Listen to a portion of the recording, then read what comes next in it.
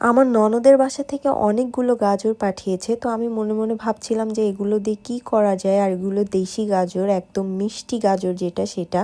তো আমি কিছু সংখ্যক গাজর আসলে গ্রেট করে নিয়েছি, চাচ্ছিলাম যে একটু লাড্ডু বানাতে। যেহেতু আমি আগে কখনো বানাইনি তাই একটু ভয় লাগছিল। প্রথমে আমি ঘি আর তেল মিক্স করে সেখানে এলাচ আর দারচিনি দিয়ে গাজরটা ভালোভাবে ভেজে নিচ্ছিলাম। গাজর ভেজে নিলে গাজরের কাঁচা গন্ধটা দূর হয়ে যায়। আর এটার মধ্যে আমি এখন সেদ্ধ হওয়ার জন্য দুধ অ্যাড করছি, সাথে আমি একটু জাফরান কালার অ্যাড করেছি যাতে কালারটা খুবই সুন্দর আসে।